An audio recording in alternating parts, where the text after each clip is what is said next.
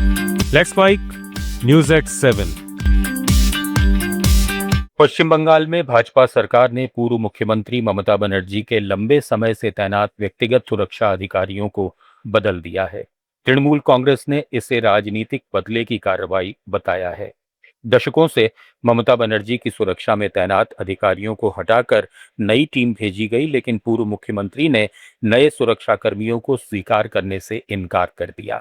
TMC नेताओं ने आरोप लगाया कि ये कदम उन्हें अलग थलग और खतरे में डालने की सोची समझी रणनीति है। डेरेक ओब्रायन और महुआ मोइत्रा समेत टीएमसी नेताओं ने इस फैसले की कड़ी आलोचना की और इसे राजनीतिक प्रतिशोध करार दिया। राज्य सरकार के प्रशासनिक सूत्रों ने इसे नियमित रोटेशन बताया है। दूसरी तरफ बगावत के बाद पार्टी नेतृत्व अपने करोड़ों रुपए के बैंक खातों की सुरक्षा को लेकर चिंतित हो गया है।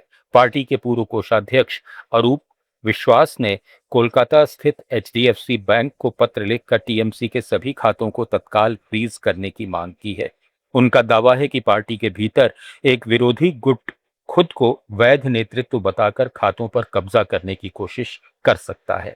चिट्ठी में यह भी कहा गया है कि पार्टी कार्यालय में पहले से हस्ताक्षर किए गए कई ब्लैंक चेक मौजूद हैं, जिनका दुरुपयोग कर करोड़ों रुपए निकाले जा सकते हैं। सबसे चौंकाने वाला दावा यह है कि टीएमसी के 28 सांसदों में से केवल 8 और 60 विधायकों में से सिर्फ 2 विधायक ही मौजूदा नेतृत्व के साथ हैं, जबकि बाकी बागी गुट के समर्थन में बताए गए हैं।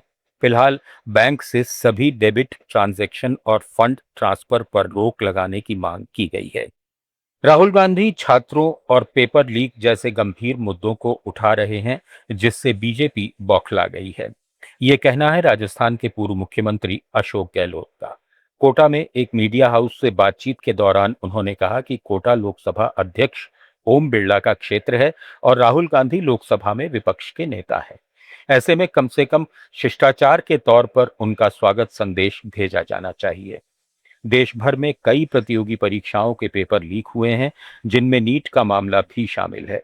युवाओं के भविष्य के साथ खिलवाड़ हो रहा है और इस पर गंभीर चिंता की जरूरत है। मद्रास हाई कोर्ट ने एमबीबीएस की एक छात्रा को बड़ा झटका देते हुए उसकी अपील खारिज कर दी है। छात्रा ने कोर्ट से मांग की थी कि उसके मेडिकल कॉलेज को एमबीबीएस डिग्री और कोर्स सर्टिफिकेट जारी करने का आदेश दिया जाए।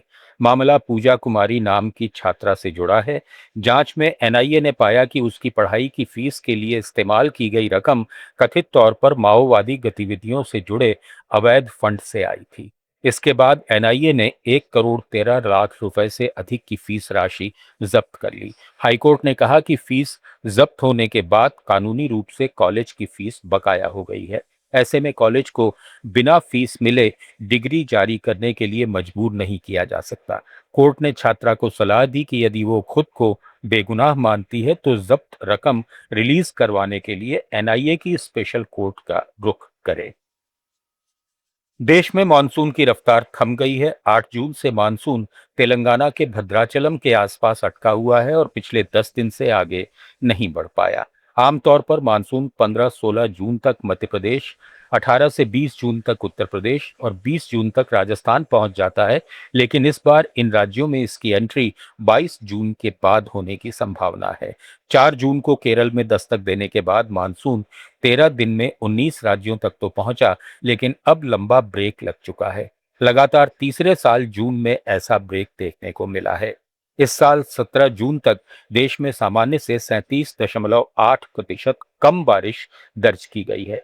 हालांकि मौसम विभाग का कहना है कि अगले 4 से 5 दिन में मानसून फिर सक्रिय हो सकता है। विशेषज्ञों के मुताबिक इंटर ट्रॉपिकल कन्वर्जेंस जोन की धीमी सक्रियता और अल नीनो जैसे हालात मानसून की रफ्तार पर असर डाल रहे हैं। इससे आने वाले समय में सूखे और असमान बारिश की आशंका भी बढ़ सकती है। न्यूज एट 7 में फिलहाल इतना ही। जुड़े रहिए लेट्स माइक के साथ। आप सुन रहे थे let's mic more than radio.